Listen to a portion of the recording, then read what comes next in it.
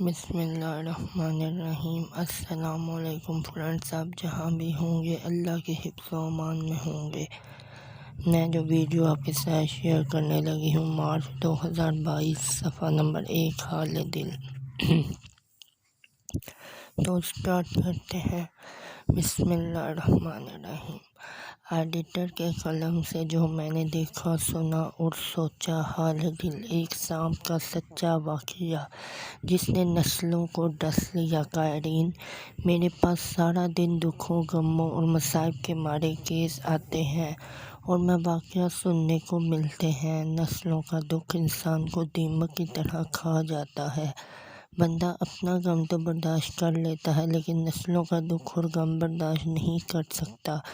کتنے دنیا کے بے شمار لوگ ہیں جو ساری عمر زمانے سے لڑتے رہے یا دکھوں کی جنگ لڑ کر کامیاب ہو گیا۔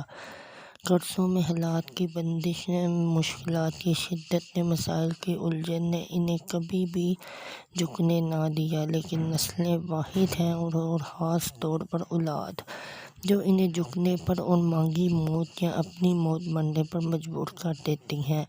ہم اولاد کو اچھا کھانا پینا، نعمتیں، رزق، دولت، گھر، گاڑیاں اور لاجواب برانڈ صرف اسی لیے دیتے ہیں کہ اپنی نسلوں کو سکھی اور خوشحال دیکھنا چاہتے ہیں، لیکن رزق حرام واحد چیز ہے جو نسلوں کو کبھی خوش اور خوشحال نہیں ہونے دیتے۔ جیسے حرام کھانے میں وقتی ذائقہ ضرور ہوتا ہے لیکن اس زندگی میں ہمیشہ کی تلخی، شدت اور مصیبت کھل جاتی ہے، اور ایسی تلخی، شدت اور مصیبت گھلتی ہے۔ آئیں نسلوں کو اس خطرناک جادو سے بچائیں۔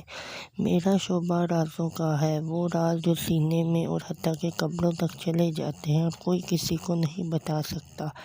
میں ان رازوں کا ایک پرانا صندوق ہوں جو شاید میں کسی کو نہ بتا سکوں، کیوں نہ کہ رازداری معالج کا پہلا قدم ہے۔ قائرین، دکھ، غم، مسائل اور مشکلات انسان نسلوں کے برداشت نہیں کر سکتا، لیکن کتنا نادان ہے کہ نسلوں کو وہ رزق کھلاتا ہے جو رزق مشکوک ہوتا ہے، اور ایسا کہ جس کی بنیادیں حرام اور ناجائز پر ہوتی ہیں۔ اگر نسلوں کو سکھ، سکون اور خوشیاں، خوشحالیاں، راحت دینا چاہتے ہیں تو انہیں خطرناک جادو سے بچائیں۔ رزق حرام بہت بڑا جادو ہے۔ آئیں میں آپ کو ایک لفظ بتاتا ہوں۔ آپ نے کسی بندے کا کردار مشکوک، غلط، بدترین ہو، لوگوں کو ستاتا ہو، لوٹتا ہو، ڈاکے چوری اس کا شعبہ اور پیشہ ہو تو اس کو بدمعاش کہتے ہیں۔ کبھی سوچا کہ لفظ بدمعاش کیا ہے؟ آئیں میں اس کی وضاحت عرض کرتا ہوں۔ بد برے کو کہتے ہیں، معاش رزق کو کہتے ہیں۔ جیسے عموماً لفظ استعمال ہوتا ہے کہ ہمارے ملک کا معاشی نظام ترقی کر رہا ہے یا کمزور ہو رہا ہے، فلاں بندے کا معاشی نظام بہت کمزور ہے، یعنی جس کو معاش بد ہو کہ وہ ایسا رزق کما رہا ہے جو حرام اور بد ہو، تو پہلے اسی زمانے میں اسی شخص کو بدمعاش کہتے تھے اور وہ معاشرے میں انتہائی گھٹیا اور کم تر نظر میں دیکھا جاتا تھا۔ یہ اپنی نسلوں کو اس خطرناک ڈسنے والے سانپ سے بچائیں، ورنہ یہ خطرناک ڈسنے والا سانپ نسلوں کو کھا جائے گا اور نسلوں کو روگی بنا دے گا۔ ایسے خطرناک روگ، مشکلات اور مسائل کی انسان گمان نہیں کر سکتا۔ آئیے لاہور کی ایک مارکیٹ کا سچا واقعہ پڑھیں۔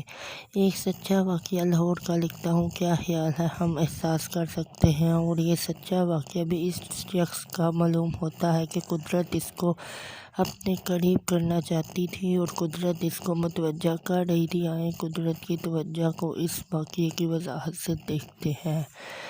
ایک زاگر کی دکان تھی، وہ سونے کے ہاروں کے نگ لگاتا تھا۔ بڑے بڑے دکاندار اس کو ہار دے جاتے تھے اور وہ ان کو نگ لگا کر دیتا تھا۔ ایک بار ایک دکاندار جس کا اس سے مسلسل لین دین تھا، اسے سونے کے 20 ہار دے گیا۔ روز کا معمول تھا، اس نے 19 ہار لوٹائے۔ ایک اس نے اپنی کیبن کے نیچے چھپا لیا۔ تھوڑی سی بحث کے بعد وہ دکاندار چلا گیا، یعنی ہار چھپانے والا جیت گیا، اور بڑا زاگر جو لگوانے کے لیے آتا تھا وہ ہار گیا۔ یہ مطمئن تھا، خوش تھا کہ اس کا سونے کا بڑا بھاری ہار اس نے آج کی کمائی میں اپنا کر لیا، اور یقیناً یہ اس کی نسلوں کے گلے کا ہار بننا تھا یا رزق اور خوشحالیوں کا ذریعہ، پر واقعہ کوئی انوکھا ہو گیا۔ خوشحالیوں کا ذریعہ پر واقعہ کوئی انوکھا ہوا، یہ کہ اس نے رات کو ہوا میں میز کے نیچے ایک سانپ نکلتا ہے اور اس کی ٹانگ پر ڈس کر دوبارہ واپس چلا جاتا ہے۔ صبح اٹھتا ہے تو اس کی ٹانگ میں درد ہو رہی ہوتی ہے۔ اس نے اسے عام اور معمول کا واقعہ سمجھا، کوئی گہری توجہ نہیں دی۔ دوسری رات پھر سویا تو پھر وہی خواب دیکھا میں یہ اپنی دکان پر بیٹھا ہے، اس کے کاؤنٹر کے نیچے سے پھر خطرناک سانپ نکلتا ہے، اس کو ڈس کر واپس چلا جاتا ہے۔ صبح اٹھا تو پھر اس کو شدید درد تھا جو سارا دن رہا۔ تیسری رات پھر یہی خواب دیکھا، پھر تیسری مرتبہ اس کو سانپ نے ڈسا۔ چوتھے دن یہ دکان پر گیا، ٹیبل سے ہار نکالا۔ اس کو سمجھ آ چکی تھی کہ سانپ کیوں ڈس رہا ہے اور یہ سارا معاملہ کیا ہے۔ اس نے اس دکاندار کو فون کیا، اس سے کہا تمہارا ہار میرے پاس تھا جو مجھے مل گیا ہے، آ کر لے جائیں۔ اس دن کے بعد اس نے خواب میں سانپ نہ آیا۔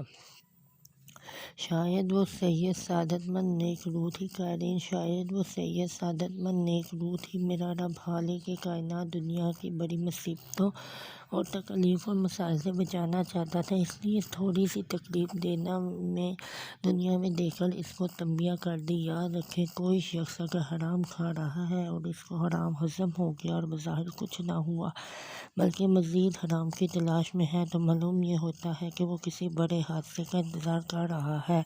اور کبھی بھی حرام کھانے والے سے ہم نفرت نہ کریں اور ہاں، کبھی متاثر بھی نہ ہوں۔